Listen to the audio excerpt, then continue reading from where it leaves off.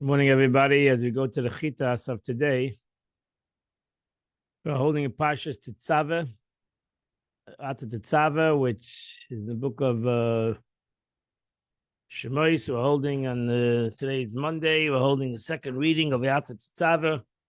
We're holding on chapter 28, verse number 13. So we're holding in the middle of the making of the breastplate, the Choshen, which the Kohen Gadol wore. This was a very elaborate garment, this ephod, to make this ephod in the Choshen had many components to it. And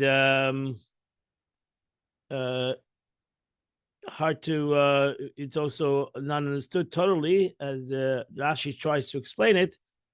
And Rashi is the only one really who gives us the picture of this Choshen. You shall make two settings of gold.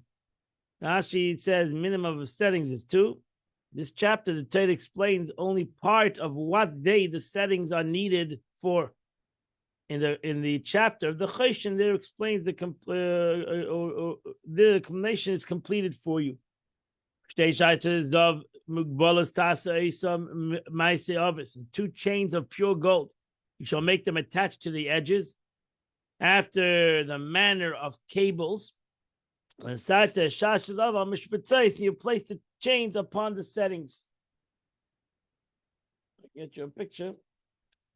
Oh, well, pretty good. Okay.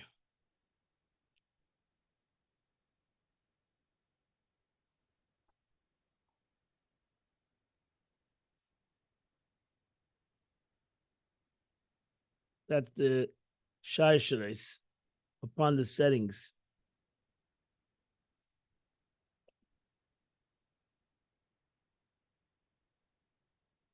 And you place the cable chain upon the settings. Shalsheles is like a shaysheres is a chains. Mugbalos means at the end of the edge of the choshen shall have them. Maise avos, there was a style of a braiding. There was gold braids. So you took gold, you made it into small strips, and then you made it a braid.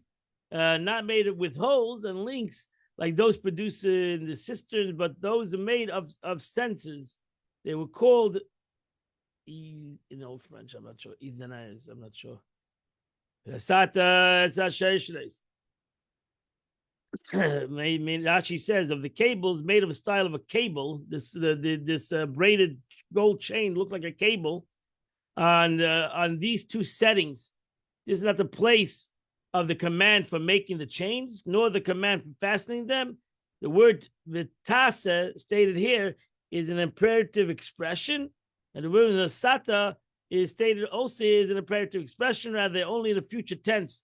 This is because the chapter of the Choshen commands them again concerning making these chains. So really, it should be written later. It was written here only to let you know the part of the need of the settings. That's really, it's over here, the settings more than the chains, which were commanded you to make with the ephod. He wrote this here to inform you that you will need the settings. So you'll make the chains at the edge of the choshen and you'll place them in the settings. You should make this choshen made out of a work of master weavery. Like the work of the ephod. Tasena zav tchelas v'agamat lashani v'sheish mazda tasaisav. Should make them a work of the ephod. Should be of gold, blue, purple, crimson wool, twisted fine linen, and shall you make it? Why is it called Choshen HaMishpat? She says, which atones for perversion of justice. Another interpretation, the Choshen is referred to the judgment because it clarifies its words. And it promises come true. And here, a clear statement for the word mishpat has 3 usages. The word pleas of a litigant is mishpat. Mishpat is also a verdict. And mishpat is a punishment of judgment. Whether punishment of death, punishment of lashes, punishment of monetary pain is called a mishpat. But this one use of the word mishpat serves as an expression to clarify the words, meaning that explains and clarifies its words. So that's why when they had a question, they came to the Urim V'Tumen, which was called the Choshen HaMishpat, because it gave out a clarity. If there was any situation with the Bezdin, they didn't know what to do exactly, they came to the Kohen Gadol, and he would give them the Mishpat. He would give them the law. Yavua Kafel. It shall be a square, doubled. I'm going to show you a picture. It shall be a square that was flipped over, doubled. You see? Square, doubled. I mean, they folded it. See that? They took one thing and they made it into two. That's why they're called double. Ravua yeh kafel, it should be a square and then double, folded over. Zeres arkiv is zeres arkiv. Zeres arkiv, its length shall be one span and the width of one span. Ash says it was doubled and it was suspended before him against his heart. As it says, they will be over Aaron's heart, suspended on the shoulder straps of the ephod, which came from behind him. The Kohen Gadol over his shoulders are folded over, standing somewhat in front of him. The Choshen was suspended on them. There were straps above him that connected the Choshen to the ephod, and it hung in front of him. Evan he shall put into it. Evan, he shall make it stones. These are the stones of the base of the Choshen. Evan should be four. It should be a settings of 4 in 3 rows. 4 rows of stones. 1 row should be oidem pitida berekes hatura echad. The stones filled the holes of settings, which prepared them, so they were put into these settings. So this was the setting that the stone was put into. The second row was nefach sapir v'alom. The third row was leshem sheva achlama.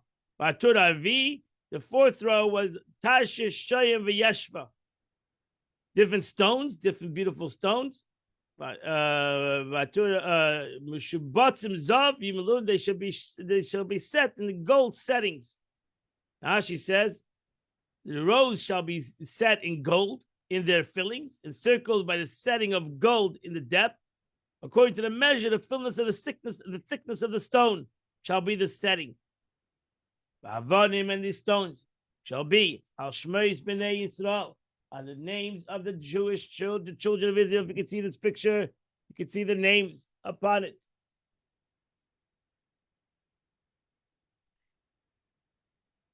Shteim Asa Shmeisam, 12 names according to their name, similar to the engraving. It should be like engraved in the seal. Ish al Shmei Tiyana, each one according to his name shall be them. The Shneim Asa Sheva to the 12 tribes.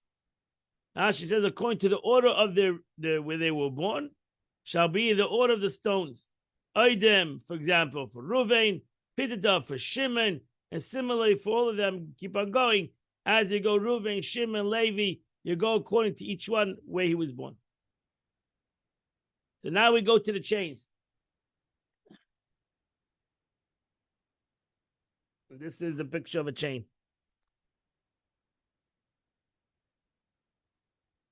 Shall make on the choshen chains at the edge of the cable work, pure gold. Now she says, b'shvil choshen, for the choshen, lekavim to fasten them in their rings. So that's where the chain, from the chain hung the choshen from his straps on top. So the ephod went, he had straps that stopped at the shoulder, and over there was the avnei shoyim. Those 2 beautiful stones also had the names of the Jewish people upon it, 12 tribes, and from that Avnei Shoyim, from that top part came out these beautiful. They have another picture.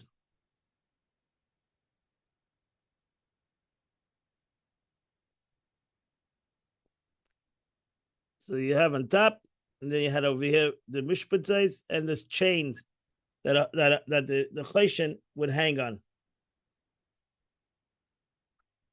She got this book. It's a beautiful book. Rashi says shaishleis. Shaishleis is a word related to the word root sharshe of a tree, which held the tree, so to be held inserted into the earth. These chains would also hold the chayshin, but with them the chayshin would be suspended on the aphid. These are the two chains mentioned in verse 14. So we already mentioned these two chains in the section devoted topic of the settings. Menachem Sudik interprets shasheres as the expression to the word shroshim. He said in the second reish is superfluous, like the mem of shilshem. Look at his grammar. Let's go weiter. Guvlais. Rashi says this mugbalis mentioned here in verse 14 signifies that they were inserted, that they shall insert them into the rings that were at the edge of the chayshin.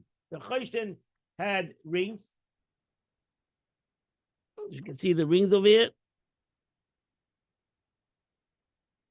So the chayshin had rings in the corner, and in these rings they put the chains, which were connected to the mishpatzais on the corner that was connected to the corner of the straps, and you see the top of it was the avnei shoyam. So this is the way it was connected on top. So it was would hang. There was also strings on the bottom, as you'll see. So that's over here. Vasisa ala chayshin shtei tabeis up. You shall make on the chayshin 2 gold rings. And asata shtei tabeis al shtei kitzas chayshin. You put the 2 rings on the 2 corners on the top of the chayshin. Rashi said, "Lotzerach chayshin." This was again for the chayshin to fix them into them. However, it's impossible to say that 2 gold rings shall be made on it, the chayshin, in the outset. Or if so, it would say that the text would have said, "You shall place the 2 rings." Are they not already placed on it? At the beginning of the verse, the Torah says, "You shall make the end of the chayshin 2 gold rings." Al shtei ktavas hachayshin, on the 2 corners opposite of the neck, on the right and the left, which are opposite the shoulder straps of the ephod. And then you place the 2 gold cables into the 2 rings at the end of the chayshin. They are the chains of the for the edge mentioned in verse 22. The Torah does not delineate here where they were to be affixed on the chayshin. Now, if you explain that they should be inserted into the rings, you should know they are indeed referring to the first ones, the Pasha El Pekudei, where the Torah relates how the chayshin was made. They are not doubled, so this is it's hard to understand exactly how the Torah wants it to be done. Verse 25, the 2 ends of the 2 cables shall be placed into the 2 settings, and these shall be placed on the shoulder straps of the ephod on the front part. She says the 2 cables, meaning the 2 ends of them. These are the one mentioned above, between the section dealing with the chayshin and the section dealing with the ephod. But the Torah does not explain their necessity or their place. Now, if the Torah explains that they should be inserted into them at the end of the chains, which are inserted into the rings of the chayshin on the right and the left side of the neck, 2 ends of the chain shall be inserted into the right setting. Similar with the left, so they took the chain was doubled over because it went through the ring. And then it came back to the setting, and it was inserted in the setting. The Sata Mishpat is a setting. Al Kisve is ephod. One setting on this one shoulder strap, the other one on the other shoulder strap. Thus, the shoulder straps of the ephod holds the chayshin that does not fall, and it's suspended on them. Yet the bottom of the edge of the chayshin moves in and out of the sockets on it. The Kohen Gadol's stomach, and had not fastened to him well. Therefore, there was another 2 rings near the lower part of the chayshin. So there was another 2 rings on the bottom of the chayshin. And look, you'll be able to see there. Oh, here. There's another 2 rings on the bottom of the chayshin. Oops. Okay, you see the rings? there was another 2 rings. And those 2 rings, how do you see those like a gaitel strap, which they surrounded the Kohen Gadol, and now the Choshen was tight on his, because the Torah says you're not allowed to move the Choshen from the Choshen not allowed to move. So that's why it needed another 2 rings needed in the lower part of the Choshen to connect it to his body. Amul Panav, in front of the ephod, meaning that he should not place the settings on the side or the shoulder straps. It should be towards the robe, but instead it should place the settings on the upper side, which is towards the outside. It's called the front part of the ephod. Verse 26, and you shall make 2 golden rings. So you shall place the 2 ends of the choshen on its edge towards the inner of the ephod, which I just showed you right now. Rashi said that they are the 2 bottom corners, to the right and to the left. Here are Rashi. Here you have 2 signs for the placements of the rings. One, that it should be put them on the 2 ends of the choshen bottom, which is opposite the ephod. Since its top is not opposite the ephod, it's near the neck, where the ephod is placed to the waist. Torah gives another sign, namely that it should be not attached to them on the choshen outer side, but on the inner side, like I'll show you the picture. As the inner side, this side is toward the side of the ephod. Since the band of the ephod greeted the Kohen Gadol, and the apron is folded in front of the Kohen Gadol to the waist, on his waist, and on part of his stomach, for either side, until it was against the ends of the choshen, and it ends lies on the ephod. You shall make 2 golden rings. You shall put them in the 2 shoulder straps of the ephod. Towards the adjacent in front of him.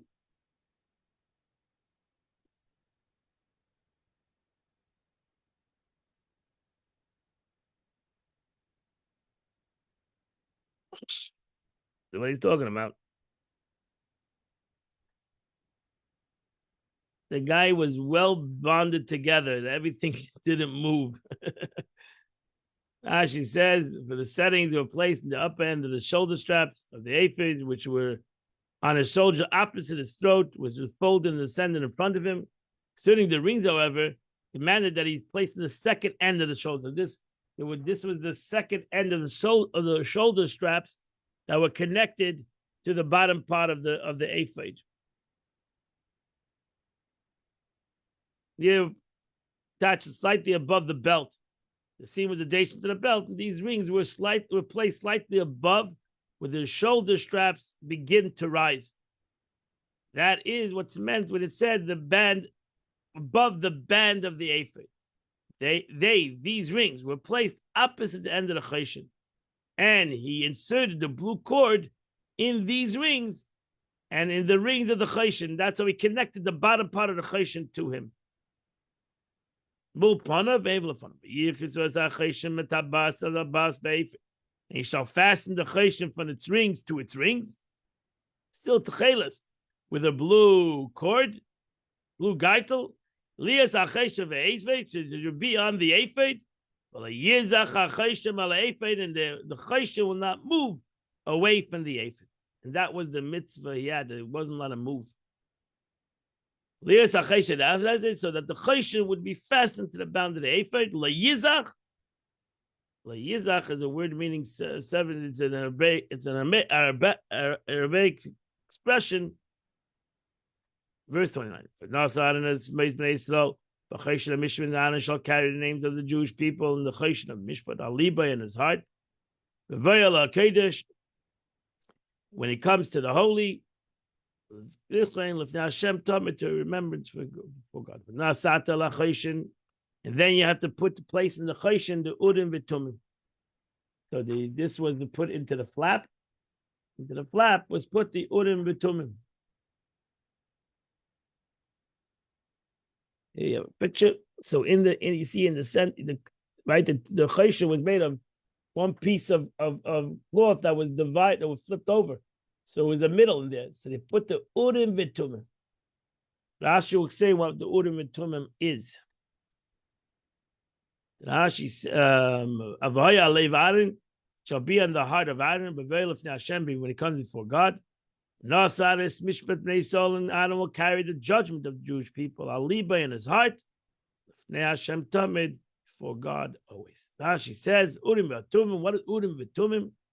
This refers to the description of the name of God, which Moshe would place within the fold of the Choshen, through which it would light up the words Meir, Urim. That's where the word comes, Urim. And it was also Tumim was perfect. The Urim with Tumim explains these words, and the prediction never failed. The second temple, there was the Choshen, because it was in the second temple it was the Choshen, because it was impossible for the Kohen Gadol to be missing the garments, but the name, the Urim V'Tumim, was not there anymore. So in the second temple, there was no Urim V'Tumim. There was a Choshen, but he didn't have the Urim V'Tumim, because that name is called judgment. As it says, it shall acquire through him the judgment of the Urim. That's Mishpat Hashem, the solution, the manner in which the Israelites are judged and debating whether or not to do something. So the Urim V'Tumim, there was ever a problem, so to say. They didn't know exactly what to do. They would come to the Urim V'Tumim.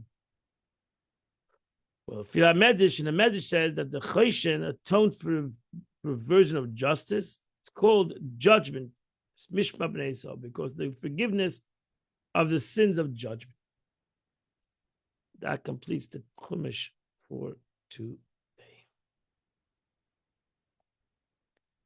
We go to the Tanya of the day. We're in the middle of chapter 29 of Tanya. Now, Alter Rebbe is explaining that a Beinoni, self-understood, has to sit down once in a while to break his evil. He has to take the time to sit down and to realize that he has to break his nefesh habahamis. And because his nefesh habahamis gives him self-understood, clouds his judgment, and creates a division between him and God. And what is the main thing that does this? Asiba, cause of this deficiency, he gasses a klippa, is the arrogance of klippa. Shemagbiya atzma kedusha shenefesh lekis. Chutzpah. Klippa has a chutzpah. A cover, the klippa and sitra achra have chutzpah. Chutzpah yaska. That's what he says before Mashiach comes. There's going to be the today's generation is the gases, is the arrogance, the concept of arrogance, and arrogance. That's the last struggle, the struggle of arrogance, chutzpah. Like evil has chutzpah, evil has chutzpah in the world, evil has chutzpah in ourselves. And it has chutzpah, exalts itself. Imagine a klippa exalts itself. Instead of being embarrassed that there's klippa, that there's evil, no, he's happy, he exalts himself, he has ego. And the holiness of light, divine soul, so that it obscures and darkens the light. And therefore, the only way to overcome this is tzarech levatsha. You have to crush it. Will ashpil offer and bring it down to the ground. Just as in previously quoted analogy, the beam is splintered so that it catches fire. If you want to create for chutzpah needs to be brought down. Gases. Alter Rebbe now proceeds to explain how this is accomplished. He points out that the personality of a Beinoni is his animal soul. But a Beinoni says, I. That's what a person says, I. Who am I? I. When a person says I, that's gases. He's referring to his animal soul. Thus, by crushing his own spirit, he crushes the sitra achra, thereby enables the light of the soul and the intellect to penetrate himself.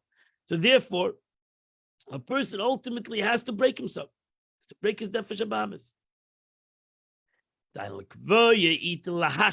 You have to. This means one must crush the sitrach and cast it to the ground by setting us. This is important. This is dangerous. And that's what Dr. Rebbe says. You have to create a time for this. This is not 24/7, because a person should not crush himself 24/7. This is a person has to create a time. Lahash bilatzma, at a point time for humbling oneself.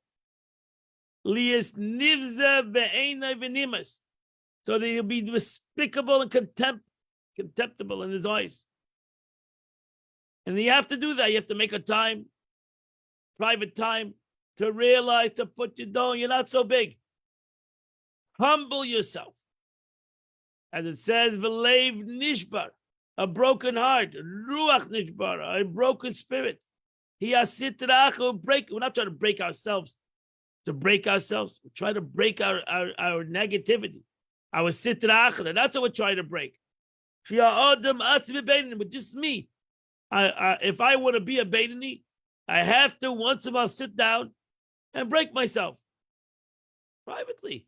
I got to know who I am. I got to know my negative, and I got to humble myself.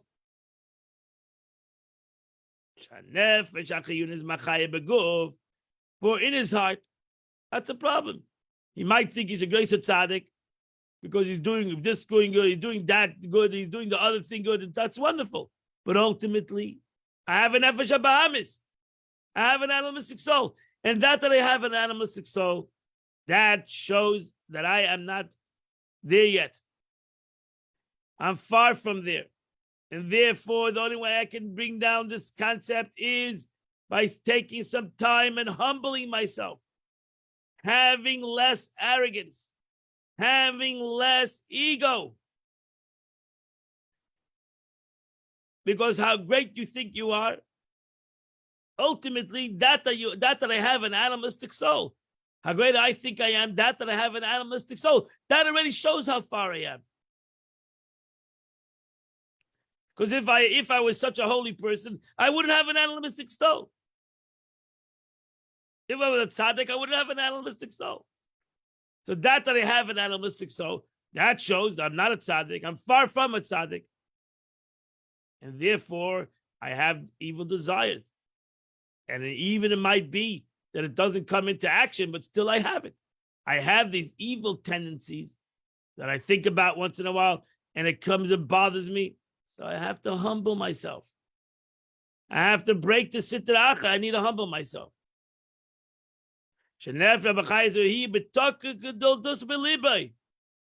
Because from his heart, the vital soul which animates his body is in full strength, as in birth. Hence, it is indeed very man himself. That's who I am. If I have a nefesh habahamis, that means I have ego. I have selfishness. And therefore, all the good that I do is wonderful, but it doesn't stop this concept. And all the good that I do does not change the fact that I have a selfish part of myself. And that selfish part of myself, it has an ego to it that rises from time to time. And therefore, I have to bring humility. Leiv nishbar, I have to humble myself. Because you should realize, with regard to the divine soul that he has, the Shama Shanasati B'Tahiri, it says, the soul which you gave me is pure. The word within me, Shanasata B, cannot be understood as referring to the body alone. The body cannot speak for itself as a complete man. Thus, it must refer also to the animated soul. The Shama Shanasata B. Therefore, the word which is given within me implies that the man himself, forget about his animal soul, I become my animal soul. That comes out that ultimately I should realize that not that I have a godly soul and an animal soul, and I have me, I've become my animal soul. If I was a tzaddik, I would only have my godly soul. And there would not be not only wouldn't be an animal soul, me, myself, would be godly. My physical reality would be godly. That I have an animalistic soul, what happens? That becomes me. So now I can't even blame it on my animalistic soul. You're talking about me. So you're not, when you think about, oh, I have tivus, I have desires, I have evil. That's you. That's me. My animalistic soul has become me. And that's what the verse says. Neshama nasata be, not only be in me. I'm not talking about the neshama you put someplace else. Be. Neshama shenasata be. The neshama that you put in me. Who am me? Who's me? Me, my ego. This neshama is stuck in my ego. This neshama is stuck in my impurities. This neshama is stuck in my tivus, in my desires, in my evil tendencies, in my whatever it might be. So therefore, it's not something that's out there. It's something that become me. It's something that has become me. Halavai, I had a godly soul and an animalistic soul, and I was in the middle of no man's land. No such thing. Either your godly soul takes over, as we learned at the beginning of Tanya. Either your godly soul becomes the driver of this body, or your animalistic soul becomes the driver of this body. So if my animalistic soul has become that who became who I am, then that's me. Then that's who I am. I have a nefesh habahamis, and I have become an animalistic human being. So this implies within me, implying man himself, who is saying these words, neshama shenasata be. It's not identified. It's not identified with the pure soul, meaning the divine soul is a thing apart, which is in a place in me, the body and the animal soul. Ki im tzadikim, except with the case of tzadikim. So when it comes to tzadikim, self-understood. When it comes to righteous people, their neshama became part of their body. Their godly soul became part of the body. So now they have one entity. Their body and their soul became one concept. And when you have a tzaddik, when the body and the soul became one concept, they're godly. But by a Beinoni, he has to realize if he's not going to break his Yetzer Hara, he's not going to go out to war with his evil inclination. He's not going to go out to war with his animalistic soul. What's going to happen? He becomes the animalistic soul. And that's what the pasuk says. The shama should have, but nevertheless, the shama should have sat to be tahirahi. That's the beauty of the statement. Even though I know that I am, not that I have done an animalistic soul, I have become me. The animalistic soul is me. I'm talking to myself. I'm not talking to a third person. When I say that I'm animalistic, I'm talking to myself. Nevertheless, the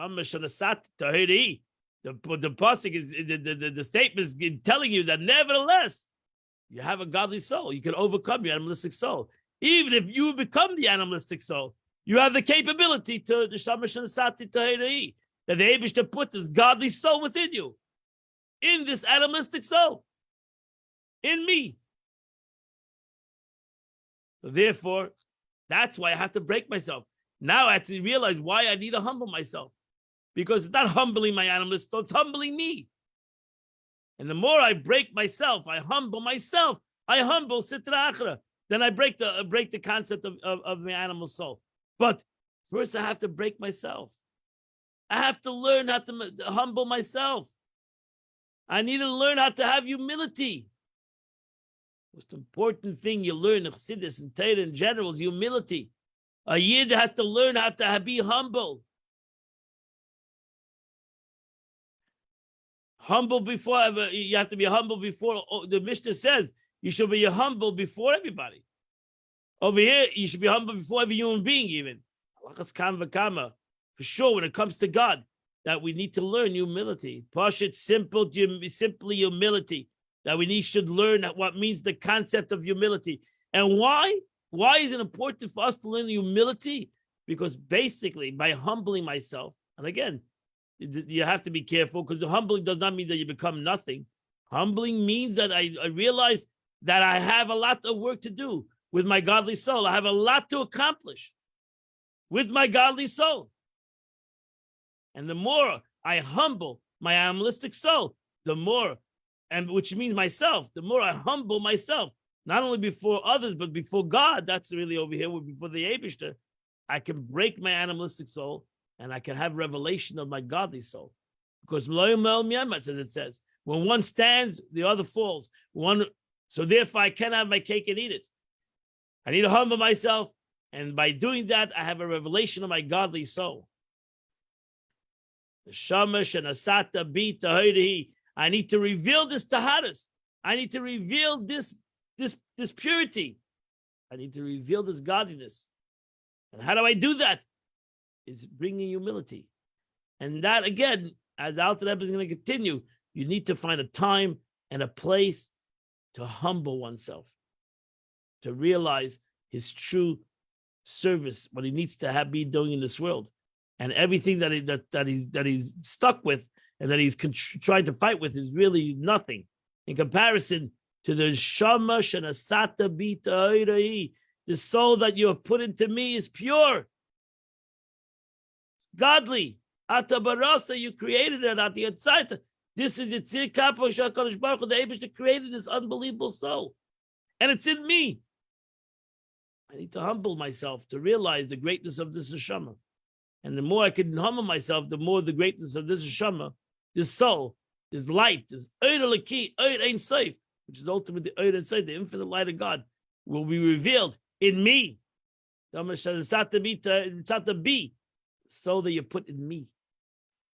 What a beautiful teaching of the Alter Rebbe. Phenomenal. Today is the 10th day of the month, my dear friends. The Mother Aleph. And the chapter of Tilima, chapter 55 to chapter 59. If you do those 5 chapters, you do the chitas of the day. Pleasure to have you come back again to learn with you. And I wish you all a great day, a wonderful day, a happy day, a healthy day. And we'll see you tomorrow, 8 o'clock. Do you believe in sharing your frequent flyer miles?